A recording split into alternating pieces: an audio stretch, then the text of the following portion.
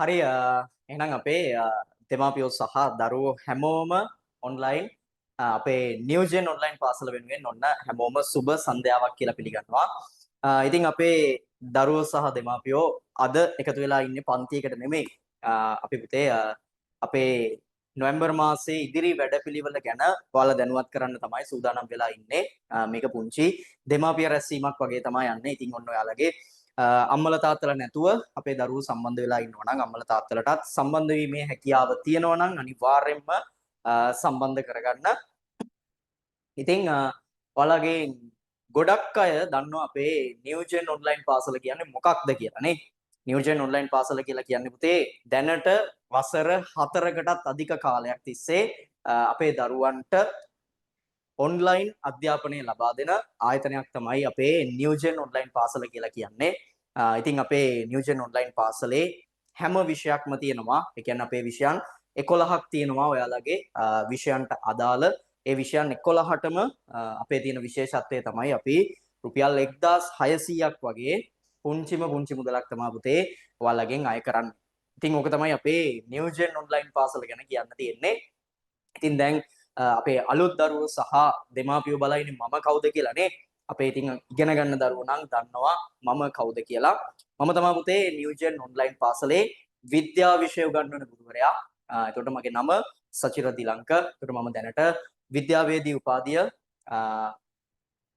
පේරාදෙණිය විශ්වවිද්‍යාලයෙන් හදාරලා ඊට අමතරව පශ්චාත් උපාධියත් හදාරලා ඉන්න ඔයාලගේ නිව්ජෙන් ඔන්ලයින් පාසලේ දැන් වසර ගණනාවක් තිස්සේ විද්‍යා විෂය 6 ඉඳලා 11 දක්වා ගන්නගෙන යන්නේ මම තමයි. ඉතින් අපේ අනිත් ගුරුවරු ගැන කියනවා නම් අපේ විෂයන් 13ටම අදාළ ප්‍රවීණ රජයේ පාසල් ගුරුවරු 13 දෙනෙක් අපේ නිව්ජෙන් ඔන්ලයින් පාසලට අනුබද්ධිතව අපේ දරුවන්ට අධ්‍යාපනය ලබා දීමට කටයුතු කරනවා. ඉතින් ඔන්න ඔය ටික තමයි අපේ නිව්ජෙන් ඔන්ලයින් පාසල ගැන පුතේ කියන්න තියෙන්නේ.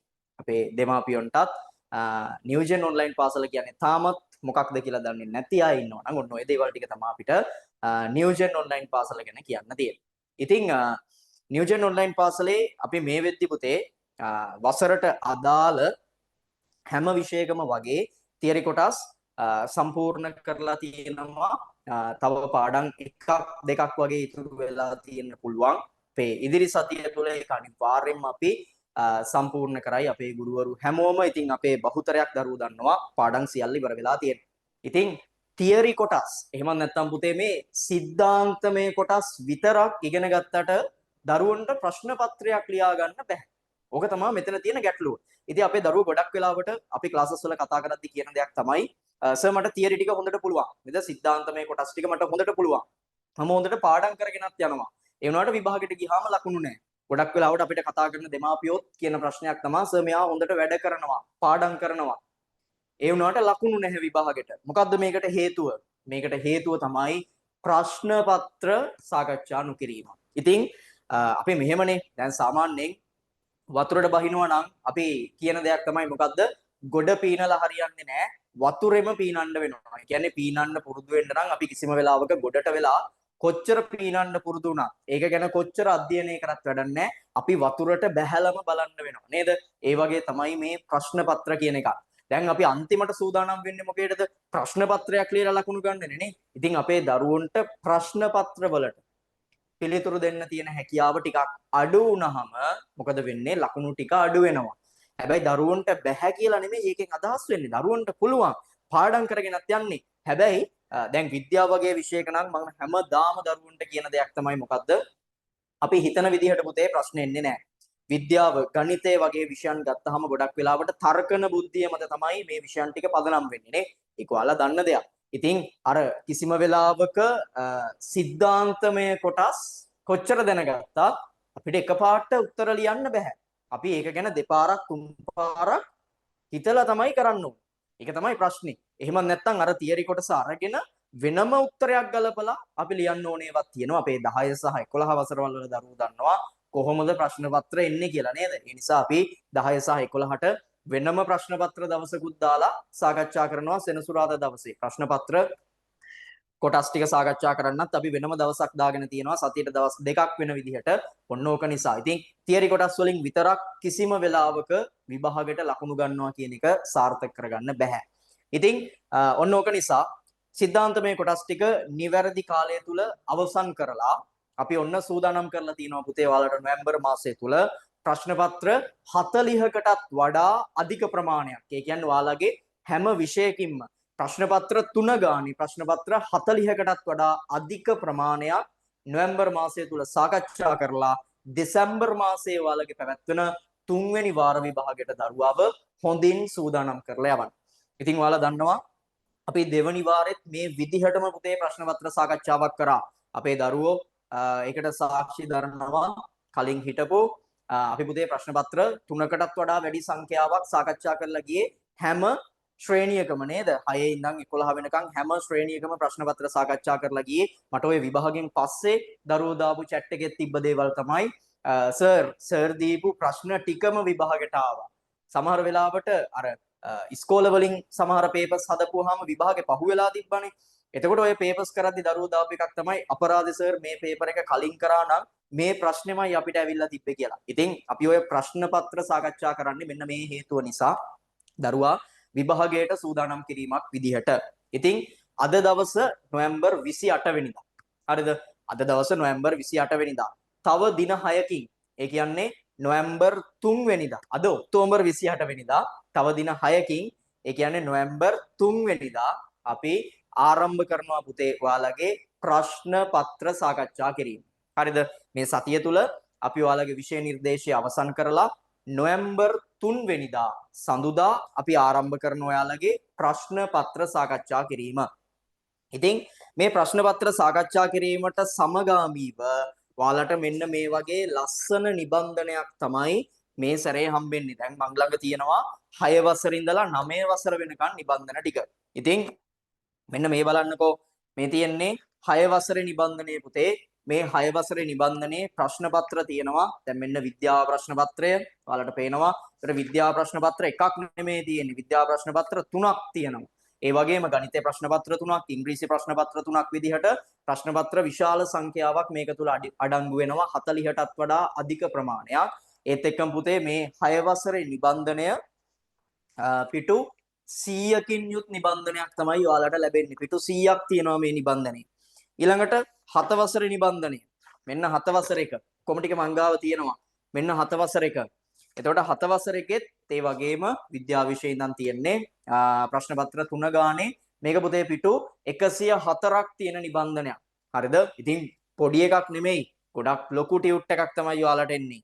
ඊට පස්සේ ඔන්න 8 වසරේ ප්‍රශ්න පත්‍ර තියෙන කට්ටලය. මේක 8 ශ්‍රේණිය එක. ඒකෙත් මේ වගේම විද්‍යාව 3යි විදිහට ප්‍රශ්න පත්‍ර තියෙනවා. මේක පුතේ පිටු 112කින් යොත් නිබන්ධනයක්. පිටු 112ක් කියන්නේ ලේසිද? නෑ නේද? හරි. ඊළඟට මෙන්න තියෙනවා 9 වසරේ නිබන්ධනය. 9 වසරේ නිබන්ධනය මේ තියෙන්නේ මෙන්න ප්‍රශ්න පත්‍ර ටික. නෑ විද්‍යාව විතරයි පෙන්වන්නේ සර් කියයිනේ. මෙන්න ඉංග්‍රීසි මෙන්න ඔක්කොම දේවල් ටික මේකේ අන්තර්ගත වෙලා තියෙනවා. ඒකත් ප්‍රශ්න පත්‍ර 3 ගානේ මේක පිටු 108ක නිබන්ධනයක්. ඒ වගේම 10 වසර නිබන්ධනය පිටු 120කටත් වඩා වැඩි නිබන්ධනයක් විදිහට තමයි පුතේ තියෙන්නේ. ඉතින් අපේ නොවැම්බර් මාසයේ 3 වෙනිදායින් පටන් ගත්තාම අපි සම්පූර්ණයෙන් මේකේ තියෙන ප්‍රශ්න පත්‍ර සාකච්ඡා කරලා යන්නේ. හිතන්නකො ප්‍රශ්න පත්‍ර 3ක්. හරිද? එක විෂයයකට ප්‍රශ්න පත්‍ර 3ක්. ප්‍රශ්න පත්‍ර 40කටත් වඩා වැඩි ප්‍රමාණයක් නොවැම්බර් මාසයේ නිවාඩු කාලය තුල දරුවට සාකච්ඡා කරලා යවුවහම දෙසැම්බර් මාසයේ තියෙන වාර විභාගය කියන්නේ මහ ලොකු දෙයක් නෙමෙයි. නේද? මහ ලොකු දෙයක් නෙමෙයි. දෙසැම්බර් මාසයේ තියෙන 3 වෙනි වාර විභාගයට ඉතා පහසුවෙන් පිළිතුරු ලිවීමට දරුවා සූදානම් කිරීම තමයි අපේ අරමුණ වෙලා තියෙන්නේ. ඉතින් අපේ ගොඩක් දරුවෝ දන්නවා කොහොමද මේ නිබන්ධනය හැනෝම් කරගන්නේ කියලා නේ. අපේ ඉතින් දැන් කට්ටිය දැනටමත් දන්නවා කොහොමද මේ ටියුට් එක ගන්න කියලා. මේ ටියුට් එක ගන්න පුතේ ඔයාලා දන්නවා අපි විෂයන් 11ටම මාසිකව රුපියල් 1600ක පුංචි මුදලක් විතරයි අය කිරීම සිද්ධ කරන්නේ. වෙන කිසිම අමතර ගාස්තුවක් ඔයාලගෙන් අය කරන්නේ නැහැ. ඉතින් ඔයාලට මේ නිබන්ධනය ලබා ගන්න කරන්න තියෙන්නේ ඒ රුපියල් 1600ක මුදල නොවැම්බර් මාසයේ වෙනුවෙන් ඒ රුපියල් 1600ක මුදල තැන්පත් කරලා බැංකුවට ඔයාලගේ ඉන්න groups වලට අපේ account numbers එහෙම දානවනේ නේද? ඉතින් මේකෙන් පස්සේ අපේ account number ටික ඔයාලට දායි group එකට. ඉතින් ඔන්න ඔයාලට පුළුවන් ඒ account number වලට තාමත් දන්නේ නැති දරුවෝ ඉන්නවා නම් ගොඩක් අය දන්නවා. account number වලට රුපියල් 1600ක මුදල ගෙවීමක් විදිහට කරලා ලැබෙන receipt පතේ ඔයාලගේ නම, ශ්‍රේණිය කියන ඒවා සඳහන් කරලා අපේ WhatsApp number එකට යොමු කරන්න. අපි දාන මේකෙම ඔයාලගේ WhatsApp number එකක් දානවා පුතේ යොමු කරන්න. ඒකට පුළුවන් ඔයාලට රිසිට් පත යොමු කරන්න. ඉතින් ඔන්න ඒක තමයි ඔයාලා මේ නිබන්ධනය ඇනවුම් කිරීමේ ක්‍රියාවලිය වෙන්නේ. මේ නිබන්ධනය ඔයාලා රිසිට් පත එව්වට පස්සේ අපි කිසිදු අය කිරීමකින් තොරව රුපියල් 1600ක් විතරයි අය වෙනම කිසිම ගාස්තුවක් නැහැ.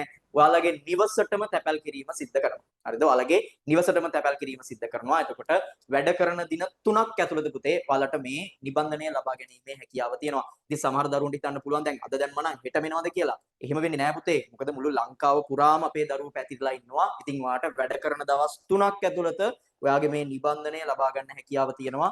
කොහොමත් අපි තව දවස් 6කින්නේ අපේ ප්‍රශ්න පත්‍ර කට්ටලේ සාකච්ඡා කිරීම ආරම්භ කරන්නේ නේ. ඒ නිසා කිසිම ගැටලුවක් වෙන්නේ නැහැ. ඔන්න ඔයාලට මේ දවස් ටිකේ ඔයාලගේ ගෙවීම් කටයුතු සිද්ධ කරොත් ලබා ගන්න පුළුවන් මේ නිබන්ධනය. හරි. ඉතින් ওই දේවල් ටික තමයි කියන්න තියෙන්නේ. ඉතින් මේ නිබන්ධනය තුල හැම වසරකටම ප්‍රශ්න පත්‍ර 40කට ආසන්න ප්‍රමාණයක් අන්තර්ගත කරලා තියෙනවා. ඉතින් ඔයාලත් ඔන්න අදම ගෙවීම් කටයුතු සිද්ධ කරලා මේ නිබන්ධනය ඇනවුම් කරගන්න. ඉතින් මේ ලොකු නිබන්ධනය ඇනවුම් කරගන්න ඕනේ. හරිද? ඔයාලට පේනවා මම පෙරලලා පෙන්නුවොත් එහෙම ගොඩක් ලොකු ටියුට් එකක්. ඉතින් පිටු 120ක් අවම පිටු 100ක් නේ පුතේ. 6 වසරට පිටු 100ක් තියෙනවානේ. ඉතින් අවම පිටු 100ක් තියෙන ඉතා ලොකු නිබන්ධනයක් තමයි මේ පාර ඔයාලට ලැබෙන්නේ. මේක කරලා ගියා නම් විභාගයට ලකුණු ගන්නවා කියන එක මහ දෙයක් නෙමෙයි. ඉතින් අදම ඔයාලා අපි කිව්ව විදිහට නිබන්ධනය ඇනවුම් කර ගැනීමේ කටයුතු සිද්ධ කරගන්න. මේක ඔයාලට ලැබෙන ලොකු අවස්ථාවක් පුතේ. කිසිම වෙලාවක මේ අවස්ථාව මග හැරගන්න එපා. ඉතින් නියෝජන ඔන්ලයින් පාසල වෙනුවෙන් අපේ නොවැම්බර් මාසයේ වැඩපිළිවෙල විදිහට මෙන්න මේක තමයි ඔයාලට කියන්න තියෙන්නේ. ඉතින් අපේ අජිත් සර් ඉන්නවා. අජිත් සර්ටත් මම අවස්ථාව ලබා දෙනවා අපේ වැඩපිළිවෙල ගැන දැනුවත් කිරීමක් අපේ දෙමාපියන්ට සහ දරුවන්ට කරන්න. එහෙනම් අජිත් සර් අපේ සෞඛ්‍ය හා ශාරීරික අධ්‍යාපනයේ ගුරුවරයා. අජිත් සර්ට මම අවස්ථාව ලබා දෙනවා අපේ වැඩපිළිවෙල ගැන දරුවොත් එක්ක බෙදා හදා ගන්න. බොහොම ස්තුතියි සචිර සර් අපේ විද්‍යාව බාරව කටයුතු කරන අපේ ආදරණීය ගුරුතුමා අපේ ආදරණීය දරුවන් ඒ වගේම දෙමාපියන් සියලුම දෙනාට සුබ සන්ධ්‍යාවක් ප්‍රාර්ථනා කරනවා. මම තමයි නිව්ජෙන් පාසලේ සෞඛ්‍ය ශාරීරික අධ්‍යාපන විෂය ඉගැන්වීම් කටයුතු සිදු කරන ලබන්නේ. ඔබ මාව දන්නවත් ඇති අලුතෙන්ම සම්බන්ධ වෙලා ඉන්න අය හැරුණකොට අපි අද කතා කරන්න පොඩි වෙලාවක් ගත්තේ අපේ වැඩසටහන ඔබට මතක ඇති අපි මේ වගේම යම් සාකච්ඡාවක් දාලා ලෑස්ති කරලා අපි සචිර සරුත් මමත් අපේ තවත් ඉංග්‍රීසි විෂය උගන්වන ගුරුතුමියත් එකතු වෙලා අපි ඔබට හඳුන්වා දුන්න මේ වැඩසටහනක් කරනවා කියලා. ඔබට මතක ඇති අපි ඇගීමක් කරනවා කියලා පොරොන්දුවක් වුණා වාර විභාග ලකුණු අනුව. අපි ඒකට මෙන්න පෙර සූදානමක් විදියට වාර විභාග ලකුණට අපෙන් යම් දායකත්වයක් ලබා දිය යුතුයි විෂය නිර්දේශයට අමතරව කියලා තීරණය කරලා අපි නැවතත් අපි දෙවනි වාරේ කරා වගේ අපි નિયમિત කාල සීමාවට විෂය නිර්දේශය ආවරණය කිරීම කියන මූලික කරුණ නිසා තමයි අපිට මේ වැඩේ කරන්න පුළුවන් වෙන්න හේතුව. මොකද අපිට හැමෝටම සියලුම ගුරුවරුන්ට අපේ ආයතනයේ සර් කෝල් එකක් දීලා සියලුම ගුරුවරුන්ගෙන් විමසීමක් කරා ඔබට මේ ප්‍රශ්න පත්‍ර සාකච්ඡා කිරීම සඳහා ප්‍රමාණවත් කාලයක් තියෙනවද කියලා. ඔබ හිතනවා ඇති නැත්නම් මේ ඔක්කොම සිලබස් එක මෙතනින් දමලා ගහලා නවත්තලා මෙතනින් ඉස්සරහට ප්‍රශ්න පත්‍ර සාකච්ඡා කරනවා කියලා. නැහැ. එහෙම එකක් නෙවෙයි උනේ. ආයතනයේ සර් කෝල් එකක් දීලා සියලුම ගුරුවරුන්ගෙන් විමසීමක් කරා ඔබට මේ නොවැම්බර් 3 වෙනිදාට ප්‍රථම ඔබගේ විෂය නිර්දේශය ආවරණය කරගන්න පුළුවන්ද කියලා. ඊට පස්සේ ඒ ගුරුවරුන් දුන්න මේ කමෙන්ට් එක මත තමයි මේ වැඩේ අපි පටන් අරගෙන තියෙන්නේ ආයතනයක් විදිහට. නැත්නම් විෂය මාලාව මෙතනින් නවත්තනවා කියලා එකක් නැහැ. අපි ඇත්තටම විෂය මාලාව 3 වෙනි වාරයට අවශ්‍ය විෂය කරුණු මේ වෙනකොට සියලුම පන්තිවල පාහේ අපිට ඊළඟ සතිය වෙනකොට කොහොමද ඉවර කරන්න පුළුවන්. බහුතරයක් අවසන් කොට තියෙනවා. හැබැයි කවුරු හෝ කෙනෙක් අලුතින්ම සම්බන්ධ වුණා නම් පන්තියට මේ මාසෙක වගේ කාල සීමාව තුළදී ඔවුන්ට වෙනවා අපි උගන්වන මෙන්න මේ ප්‍රශ්න පත්‍ර ඇසුරින් මගහැරිච්ච දේවල් ආවරණය කරගන්න. ප්‍රශ්න පත්‍රයක් කරන්නේ ඇයි කියන එක කිව්වොත් එකක් තමයි අපිත් එක්ක මේකෙදි අලුත්ම දරුවෝ සම්බන්ධ වේවි බහුතරයක්. අපි මේ ප්‍රශ්න පත්‍රය කරන එකෙන් බලාපොරොත්තු වෙන මූලිකම දේ තුන්වන වාර විභාගයේ ප්‍රශ්න පත්‍රයට වාඩි වෙනකොට ළමයා ඊට පෙර ප්‍රශ්න පත්‍රයේ දැක තියෙන එක. ඊට කලින් විද්‍යාව පේපරේ නම් විද්‍යාව පේපරේට බය කියන එක නැහැ. ඇයි? විද්‍යාව ප්‍රශ්න පත්‍ර 3කට 4කට උත්තර ලියලා ගිහින් තමයි ළමයා නැවත වාඩි වෙන්නේ. එතකොට මේ පේපර් එක මොකක්ද? මේක කොයි වගේ එකක්ද? පළවෙනි ප්‍රශ්නේ ගොඩ නැගෙන්නේ කොයි විදිහටද? දෙවෙනි ප්‍රශ්නේ කුමන පාඩමකින් හැදෙන්න පුළුවන්ද? එතකොට මේ විෂය නිර්දේශය තුල කෙටි ප්‍රශ්න වලට වැඩියක් මුල් තැන දෙන්නේ කොයි පාඩම් වලටද? මේ සියල්ල ආවරණය කිරීම තමයි මූලික අරමුණ. ඒත් එක්කම අපට ඕන වුණා මේ දරුවෝ මොටිවේෂන් කරන්න. මේක තව චුට්ටක් ඉස්සරහට අරගෙන යන්න. ඒ වෙනුවෙන් අපි වාර විභාග ලකුණ පදනම් වෙලා අපි විෂයන් අනුව දරුවන් නැගීම සඳහා සූදානම් කරලා තියෙනවා. ඔබට මතක ඇති අපි පදක්කමක් එදා පෙන්නුවා. ඒ වගේම අපි ඒක අපිට අමතක නැහැ. අපි ඒක මුළු ලංකාව පුරා විහිදෙලා ඉන්න අපේ පුංචි දරුවන්ට අපේ 6 ඉඳන් 11 වෙනකන් ඉන්න දරුවන්ට ඒ වැඩිම වාර විභාග ලකුණු අනුව මොකද අපිට වාර විභාගයේ හැර අපි මේ සාකච්ඡා කරන පේපර් වලට අපිට ඒකට යන්න බෑ හේතුව අපි ගෙන්නලා බලලා නැවත කරනකොට අපිට ඒ ගෙන්නලා බලන එක ප්‍රශ්නයක් නෙවෙයි. නමුත් තියෙන ලොකුම ගැටලුව අපිට ඒක නිවැරදිව පිළිතුරු ලියයිද කියන සම්බන්ධයෙන්. මොකද ඒක ඇත්තටම හෘද සාක්ෂියත් එක්ක තියෙන ගනුදෙනුවක්. මේක සාධාරණේ විය යුතුයි. මේක සියලු දෙනාටම සාධාරණේ විය යුතු නිසා අපි මේක වාර විභාග ලකුණු පදනම් වෙලා කරනවා. මොකද වාර විභාග ලකුණට කාටවත්ම මුකුත්ම කියන්න බෑ. ඒ නිසා තුන්වෙනි වාරේ ඔබ වෙනුවෙන් අපි ලෑස්ති කරලා තියෙනවා ඒ ඇගීමේ කුසලතා ලබා දෙන ක්‍රමය. ඒකත් අපි ලෑස්ති කරලා තියෙනවා. ඒ නිසා අපිත් එක්ක එකතු වෙලා ඉන්න ආදරණීය දෙමාපියෝ ඒ ඔබ විශ්වාසය ලැබුවා වගේම අපි කෙරේ අපි මේ විශ්වාසය කිසිදු පළඳු කිරීමකින් තොරව තුන්වෙනි වාරේ નિયમિત ආකාරයෙන් සියලුම විෂයන් වලට ප්‍රශ්න පත්‍ර අවම වශයෙන් 3ක් සම්පූර්ණයෙන්ම සාකච්ඡා කරලා නිම කරනවා. ඒ ප්‍රශ්න පත්‍ර 3ම මේ කොහෙන්වත් ලේසිවට හදපුවාවත් නැත්නම් මේ කොහෙන් හරි අහුලලා දාපුවාවත් අපිට ලේසි ප්‍රශ්න දාපුවාවත් නෙවෙයි. කුමන හෝ පළාත්වල ඉගැන්වීම් කටයුතු කරපු විභාගවලට දීපු හෝ අලුතෙන්ම හදපු ප්‍රශ්න පත්‍ර එකතු කරලා හදපු අලුත්ම ප්‍රශ්න පත්‍ර සමූහයක් තමයි ඔබ වෙත ලැබෙන්න සලස්වන්නේ. ඒ වෙනුවෙන් අපි ආයතනයේ මේ දවස්වල කැප වෙලා ඒ වැඩසටහන කරගෙන යනවා. ඔබට තියෙන්නේ නිබන්ධනය ගෙදරට ගෙන්වා ගැනීම පමණයි. නමුත් අපි ඒ වෙලාවෙදිත් ඇහුවා අපේ ආයතනයෙන් සර් ඇත්තටම මේක අපිට කරගන්න පුළුවන් වේද අපි PDF එකක් දාමුද කියලා. සර් එක හෙලාම කියා සිටියේ බෑ. අපි ඒක පොරොන්දුවක් වුණා. අපි මේක අනිවාර්යයෙන්ම ළමයින්ගේ ගෙදරට යවිය යුතුයි. මේක මුද්‍රණය කරගන්න යන වියදම පවා අනිවාර්යෙන් අඩු කරන්න ඕනි කියන එක.